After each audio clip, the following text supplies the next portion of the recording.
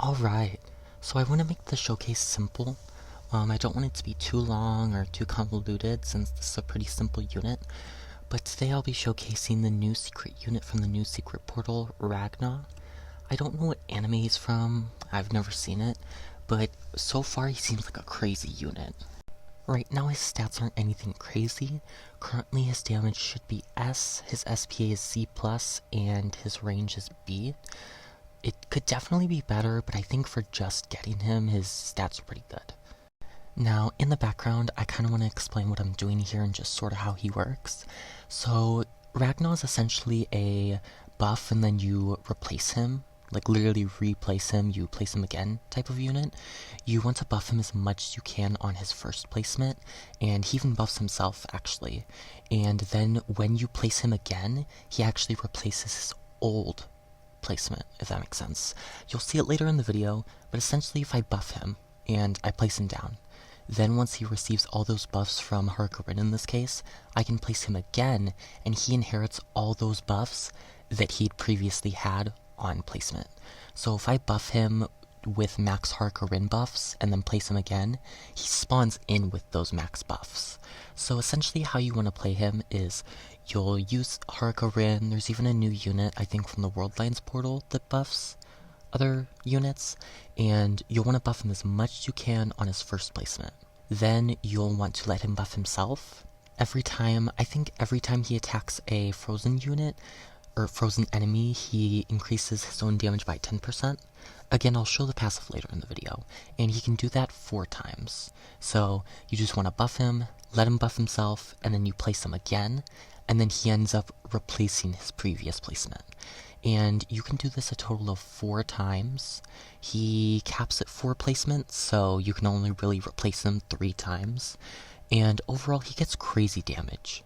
I don't have any traits on him right now. He's not even max level, as you can see.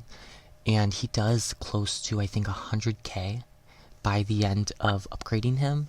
He's a really good unit. I think 100% you should try to get him if you can. He's definitely a must-have meta unit from this update. This video might be kind of short, so I'm gonna really quickly cut to his passive, and then after that I'm gonna cut to when I actually start upgrading him. As you can see here, his passive basically just explains what I was trying to explain earlier with all the buffs and stuff. Feel free to pause and read that if you want. Okay, so now it's about time to start replacing him, and you'll see here how that works. I just placed a new one, and the old one disappeared. I didn't sell him. He's actually not sellable, and now on placement, if you go back in the video, you can compare his stats. On placement, he has more damage, essentially. Now, I don't know if this is just Harkorin or if this applies to other units that can buff him, but now on his second placement, he won't get any more buffs as waves go on. So, Harkorin buffs your units in range, at least unevolved, by 3%, and it caps at 18%. So that's essentially 6 waves of buffs, and now that I've placed him a second time, he doesn't get any more of those buffs, I don't think. I tested it out, and it doesn't seem like he does. Maybe other support units do buff him with his replacements, I guess, but so far she doesn't. So once you fully buff him with Harkorin, you can essentially just delete her. So yeah. And again, something to keep in mind that you might have noticed that I'm doing is after you replace him, you want to let him attack 4 times. So I said earlier that he gains bonus damage when attacking frozen enemies, and that counts towards his buffs for his replacements. So when you're playing him, you just want to fully buff his first placement with Harkorin, and each time before you replace him, let him buff himself, basically. So at upgrade 1, he has 17k attack, had 6 cooldown and around 27 range. At upgrade 2, he has 22k attack, same cooldown and about the same range. And then upgrade 3 is only a minor increase to his stats. He now has like 32k attack.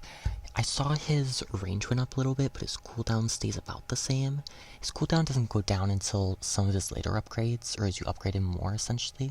So, and now at upgrade 4, he even has a new attack. He's now a line attacker. He has 36k attack, 4.9 cooldown, and 28.8 range. For upgrade 5, he has almost 47k attack, 4.9 cooldown, and 28.8 range. So his stats stayed basically the same, except his attack went up a little bit. And then for upgrade 6, he has 54k attack, 4.5 cooldown, and the same range. Then at upgrade 7, he has 63k attack, 4.5 cooldown, and still the same range. So it's like I was saying earlier, his range is a bit mid, but all his other stats are really, really good. Now at upgrade 8, he has 96k attack, almost 100k, 6 cooldown, and almost 30 range. At upgrade 9, he's finally past 100k, he's at 108k, he has 6 cooldown, and still the same range.